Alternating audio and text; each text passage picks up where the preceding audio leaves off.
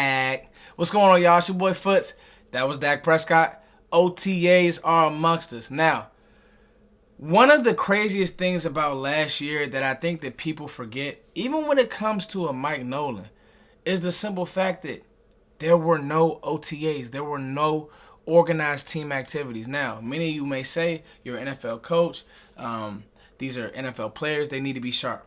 The importance of OTAs is special. I got a lot of notes, some standouts, some observations, but I really wanted to hit on just the importance of being together, just the importance of drilling together. You had a new coach, a new DC. Yes, we have a new DC this year. But the fact of the matter is, something as simple as how they stretch, how they break the huddle, certain line calls.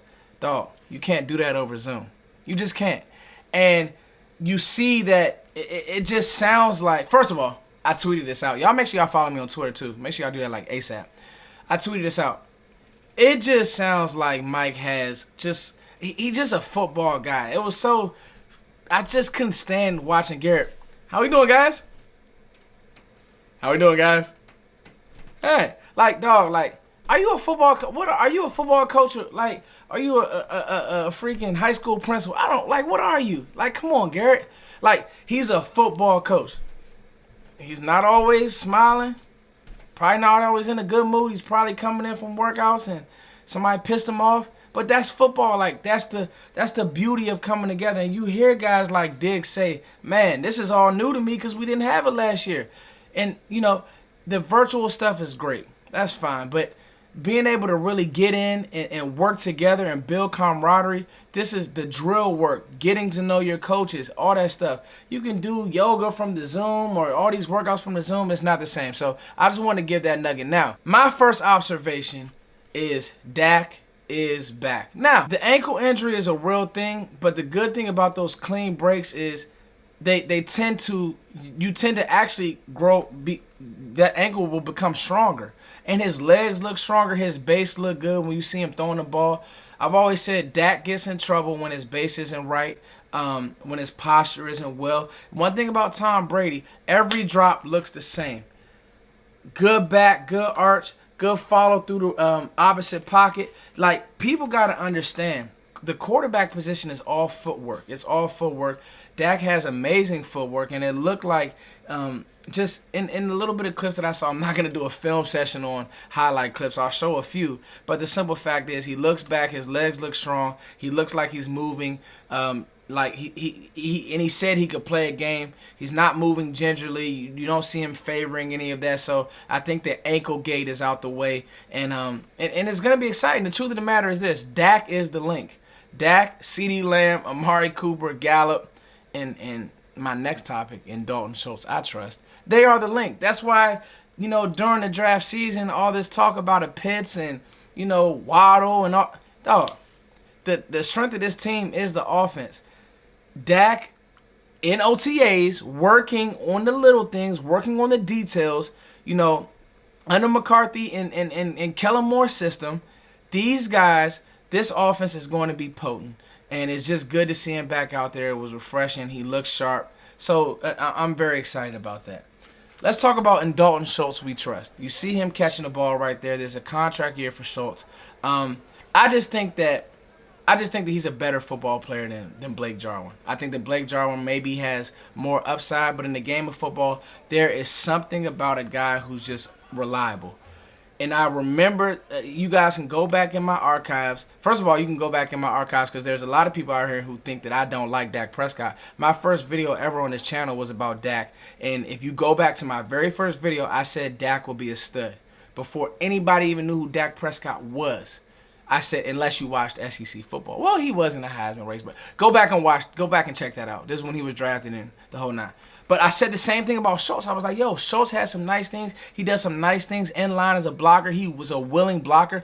I just think that Schultz is a more gritty football player than Blake Jarwin. I do. I think he's tougher. I think that his hands are more sure. Yes, Jarwin has more potential, like more upside-esque, but I don't know if he'll ever reach it because I just don't know if he cares the same. Like, when I see Schultz catch the ball, every time it's the same. He cuffs it. It's just that Stanford IQ. I don't know. I just like Schultz. So one of my observations is And Schultz I trust because I think that is going to be Dak's, 5-yard pop area. Just safety valve. I think that's going to be his guy. I know that he likes Jarwin, but I think that he has built a better rapport than Schultz. I really do. And Schultz had a really good year last year. Tyron and La'el on the field. This is major. While I talked about in the first segment, pass catchers were off the table. Pitts, he was never even in conversation on all the draft coverage that I did, and you guys stuck with me during his draft coverage. And like I said, he was never on the table for me. The O-lineman Rashawn Slater was. Okay, Dallas didn't pick him. They went Micah Parsons, rightfully so. These guys need to be right. And it sounds like Dallas has a plan. McCarthy said they look good. They looked healthy. If these guys are right, you win this division. Hands down. You have the best quarterback in the division.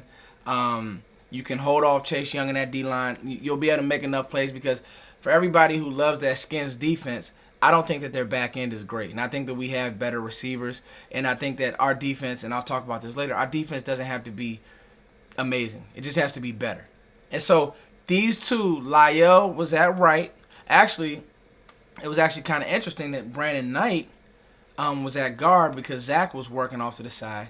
And then Tyron Smith was at left, and they did get quality work. It'll be interesting to see how this plays out because really and truthfully, guys, you need one of those guys to play this whole year for things to make sense. You could hold off one tackle position. You can't hold off both. So it's good that those guys are back. Terrell Basham, man. Basham! I'm hearing from my guys on the ground in Dallas, a few media members that I know, and then some things that I've read, that Basham has a little juice. DeMarcus Lawrence didn't practice. He wasn't in with the starters. He was off to the side doing work. It's going to be big, and I like the fact that – and I'm hearing also that Bradley and I put on some good weight, and he looks like he's moving around well. Throw bodies at these positions. The end, the tackle, Gallimore, Tristan Hill wasn't out there, so the rookie should be getting work. Throw bodies at these positions. I think that Dallas is doing that because guess what? Injuries, camp battles, all of these things matter. I'll say this. The fact that he looks good, and Basham has some juice now. I didn't do a film session and all that. One thing about me, I don't jump on every free agent because I know that these guys are, some of these guys, the truth is they're journeymen. But Basham has some juice. He does. But, when you look at this defense, you're going to need guys within the game who can come in and run stop and play run support. I think that that's his biggest thing. And he has some pass rush ability. As you bring along the younger guys, Golston, you're going to need a vet. And, hey, you're hoping that he gets beat out. But if he doesn't, that lets you know that he has something. So it's good to hear that Basham is looking kind of smooth out there. Safety shakeup. I want to talk about this, guys. There's been a safety shakeup. Okay, Curse and Kazee were the starters. Okay. I think that Donovan Wilson, this is one I don't agree with. I think that Donovan Wilson has earned the right to be in there over J-Ron Curse. Now, I don't know if that's a Quinn thing. I don't know if he's just playing around with lineups, but I think that Donovan Wilson deserves the right to be out there first. Pick one of the guys to come off. Whether it's Curse, you want him in the box. I just think that Wilson is a better player than Curse. Curse is a journeyman. I think that Wilson's a better player. So if there is a gripe or observation that I don't like, put all your confidence behind Donovan Wilson. You sat him for 2 years. He's clearly better than Xavier Woods and any other safety that you've had. Put your confidence behind this guy. He deserves to be out there with the ones. Sometimes that type of stuff can play on a guy's confidence. So we'll see. We'll follow this, but he's done enough to me to be out there, even over Kazee. I like him over Kazee. I don't know, who will play the free because Kazee's probably that guy, but I just think he's a better football player than Kazee. That's just me, and I cover Kazee coming out of San Diego State. He's good, but man, Wilson just has that grit. So that's something to watch, guys. That's an observation. That's really something to watch. Cornering the market. Let's listen to Diggs. To fall into this category, but would you single anyone out as someone who really made you better based on things that they showed you or going up against them or the like? You asked him from last season or just in general? this off-season training at the Westin? My brother. Just going against my brother, every day, just watching how he works. And, it's just rubbing off on me, just watching him, seeing him grind still. And, I love that energy and I get to see it firsthand. So, guys, that was Trayvon Diggs, man. And you just know that this guy's going to be special. The thing that he has in him is that dog in that fight. And when you hear him say, honestly, I just get better from guarding my brother, that's okay with me, homie, because your brother is a top 5 route runner in the league. Your brother is a dog. And the fact that it's something about guys like those little brothers who, like that Eli Peyton thing, that just, they're always, watching and seeing how guys work and this, that, and the third. It means something, man. And the one thing that you saw about Diggs was he got beat, he got back up. He would tackle. He had that, what you have to play corner. I thought it was interesting. Anthony Brown was obviously the first out at left corner, and then Kelvin Joseph and the young pups working behind him. That's going to be obviously interesting to watch. But you heard Diggs say, "Hey man, these guys look good. They're running around." But I think that Diggs he's the one who's gonna have to be forced into a leadership role early for this team to be good. He needs to take that jump, and he took it towards the end of the year last year. Diggs needs to take that jump and turn to that lockdown guy for this team to be A1. I think he can do it. And last but not least, Brandon Knight to guard. That's all I'm gonna say is Brandon Knight obviously was my favorite between him and Terrence Steele. I don't know what his power is like, but you guys help me out on that. That could be also a thing. Hey, they like ball. They had a 3-on ball. Obviously, the off the field is weird, but they loved the Marshall tackle. So that's something to watch. But Brandon Knight at guard, some flex across the line. Let's see. Anyway, guys, these are my OTA standout and observations. I hope you guys enjoy it. I'm back to like 1 video a week, maybe 2. One thing about me is I don't just push I'm not just going to put fluff out there. That's not what I'm going to do. I'm going to give you guys sustainable content, stuff I can take notes on, stuff that makes sense. People, throw a bunch of stuff out there that I won't do that. I'll wait. I'll go live. I may go live tomorrow if you guys want to chat.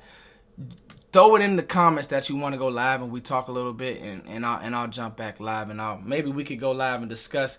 Matter of fact, do this. Put some of your questions in the comments that you want to talk about on the live tomorrow, and I'll make it a Q&A tomorrow, and we'll just go live and have a chat. But one thing I can't do is just manufacture content. I'm not going to do that. You know what I mean? Like, as it comes in, I'm going to give you guys my thoughts, and that's how we're going to rock. It's your boy Foots. Thank you guys for rocking with me.